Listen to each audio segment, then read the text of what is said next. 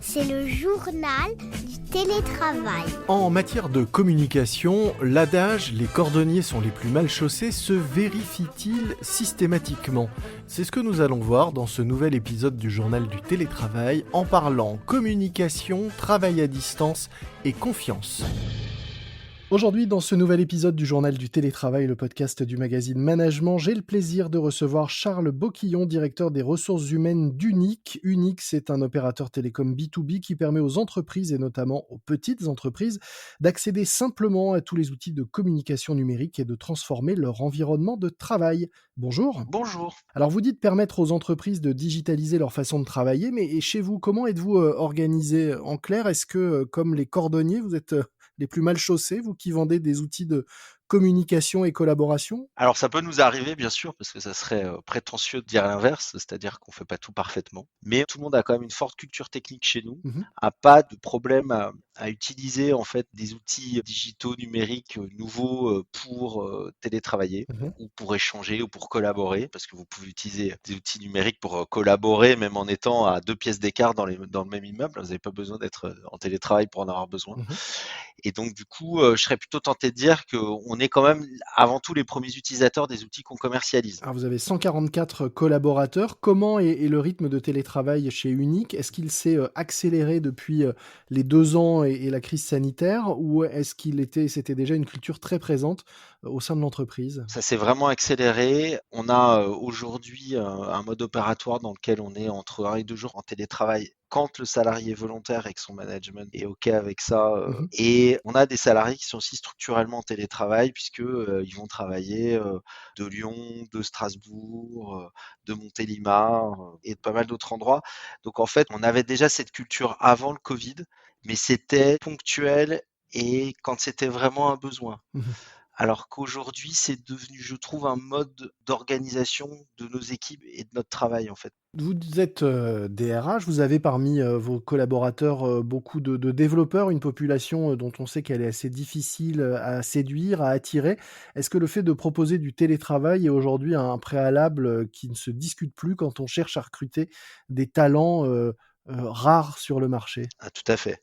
Il y a des populations rares sur lesquelles aujourd'hui eux-mêmes conçoivent pas finalement de ne pas télétravailler une partie de leur semaine. Donc si vous voulez vraiment les talents, faut quand même à un moment donné vous confronter à la réalité du marché du travail.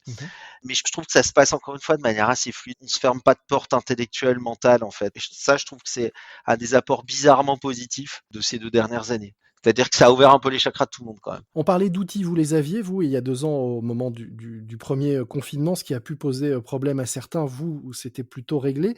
Mais on sait aussi que les outils ne suffisent pas. Il est souvent aussi question de culture et notamment de culture managériale. Comment décririez-vous la vôtre ? Quelles sont les valeurs importantes qui font que le télétravail est possible et fonctionne chez Unic aujourd'hui ? C'est une question qu'on s'était pas vraiment posée avant. En fait, on l'avait intégré comme un process comme un autre de travail. On n'avait pas forcément identifié, j'allais dire, les besoins spécifiques de management que ça engendre. Or, il y en a un très clairement. Et en fait, ce dont on se rend compte, c'est que ce qui marche bien, c'est quand même quand on est d'ores et déjà dans des structures un peu décentralisées, dans lesquelles le manager a quand même une capacité de décider par lui-même de son organisation, dans lequel il responsabilise ses salariés. Parce qu'effectivement, si vous n'avez pas un salarié qui s'auto-responsabilise, ça peut être compliqué. En fait, ce que nous, on a senti, c'est qu'il y avait besoin d'un accompagnement un peu spécifique.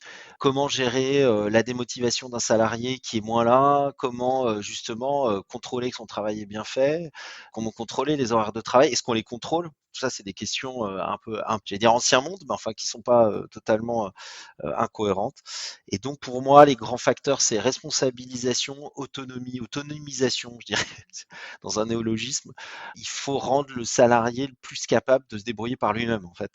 Et c'est comme ça que vous arrivez à faire que ça fonctionne, parce qu'effectivement, en télétravail, vous n'êtes pas toute la journée derrière lui. C'est vrai qu'on dit souvent qu'il faut de l'autonomie et de la confiance. Comment vous créez les Exactement. conditions de cette confiance ? Est-ce que du coup, vous surveillez par exemple pas les horaires ? De toute façon, on les surveillait pas avant, en fait.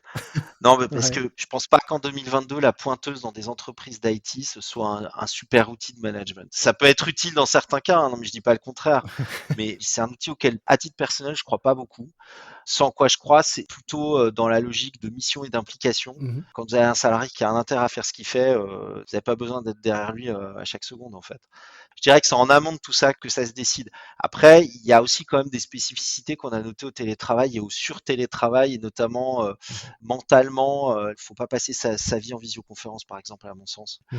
Donc voilà, je suis assez d'accord avec vous sur le point de dire que je suis pas certain que contrôler à la seconde près ce soit l'alpha et l'oméga de la productivité des salariés en télétravail. Vous disiez que c'était important aussi de voir un salarié qui serait moins motivé, voire démotivé à distance. Est-ce que vous avez, mis en place des choses pour suivre ça, pour vous assurer que l'engagement reste le même, que la motivation reste la même, qu'il n'y a pas de surinvestissement ou de sous-investissement, sans rentrer dans des considérations, horaires? Je trouve ça excellent que vous parliez du surinvestissement, parce qu'effectivement, là, on a vu ça sous l'angle négatif, à savoir le sous-investissement du salarié qui ferait pas ce qu'il a à faire ou qui ferait pas ses horaires.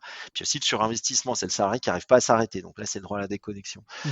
Alors, dans les deux cas, je pense que déjà, la clé, c'est un suivi managérial individualisé, personnalisé, avec un manager opérationnel qui est connecté. Nous, on insiste beaucoup là-dessus sur la connexion à l'activité, la connexion opérationnelle en fait. Mmh. Et donc, on essaye de pas avoir trop de niveau décisionnel et de niveau hiérarchique. On essaie d'avoir des managers qui sont très connectés, qui sont proches en fait de leur équipe. Donc ça veut dire il faut connaître personnellement, je pense, les gens, il faut savoir quels sont leurs drivers personnels, c'est quelque chose d'assez important quand même dans le management. Vous avez des salariés que vous n'avez pas besoin de manager de la même manière. Il y en a, ils vont avoir besoin d'être rassurés, d'autres, ils vont avoir besoin d'être plutôt justement poussés en avant. C'est pas forcément les mêmes drivers qui jouent.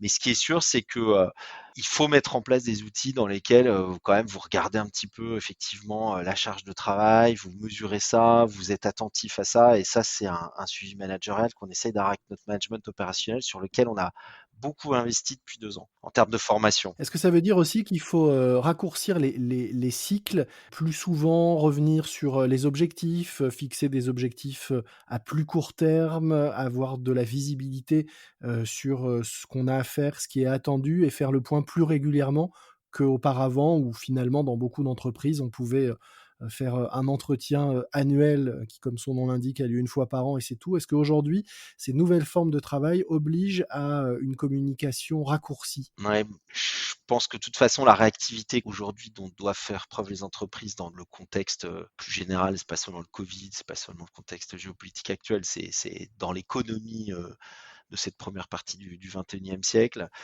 c'est quand même une forte réactivité. Et cette réactivité, vous l'avez pas si vous parlez aux gens une fois par an, c'est pas possible. Enfin, et si vous les mesurez une fois par an. Mais en même temps, je crois pas que mesurer les gens toute la journée, ce soit très utile non plus. Donc en Mmh. fait, comme toujours, hein, c'est dans le juste équilibre. Il faut surtout un dialogue constant. Il faut que les salariés se sentent aussi capables de remonter les difficultés auxquelles ils font face. Donc, il faut qu'en fait, ils soient dans une relation de confiance avec leur manager. Et cette relation de confiance avec son manager, bah, vous voyez, comme vous n'êtes plus forcément là toute la journée avec votre manager à côté, c'est là où le télétravail peut avoir une petite influence un peu négative. Donc si on résume, en fait, on pourrait dire que la clé, c'est une bonne communication et qui fonctionne dans les 2 sens. Exactement. Et ce qui tombe bien puisque finalement, c'est votre métier. C'est tout à fait ça. Je pense qu'il faut que ce soit pas trop descendant. C'est pas que des ordres qu'on donne aux gens, c'est aussi un point de vue du salarié. Le salarié, il est le mieux placé pour savoir et pour connaître les difficultés auxquelles il fait face en termes justement opérationnels, en termes d'outils. Et puis parfois aussi dire bah là ça va moins bien. Et c'est vrai pour le travail classique et c'est vrai pour le télétravail aussi en fait. Merci beaucoup, Charles Boquillon. Je rappelle que vous êtes directeur des ressources humaines d'Unic. Unic, c'est un opérateur télécom B2B qui permet aux entreprises et notamment aux petites entreprises d'accéder simplement à des outils de communication numérique et de transformer et digitaliser leur environnement de travail. Nous mettrons dans les notes de cet épisode un lien vers, la page carrière du site de l'entreprise puisque vous recrutez pas mal en ce moment. Vous cherchez des profils et notamment, j'imagine, féminins, puisque si on regarde les statistiques, vous êtes 72% d'hommes chez Unique. Donc, j'imagine que s'il y a des profil de développeurs, développeuses, ça peut vous intéresser aujourd'hui? Je crois qu'on a à date une quinzaine de postes qui sont ouverts. Sur l'année 2022, on a un objectif de 50 recrutements, ce qui représente quasiment une croissance de 30% de nos effectifs. Donc effectivement, on a un programme de recrutement très ambitieux en 2022. Je serais ravi de revenir vous en parler. Avec plaisir, l'invitation est prise et on invite ceux et celles qui nous écoutent à aller consulter ces offres dans les notes de l'épisode. Merci beaucoup. Merci à vous.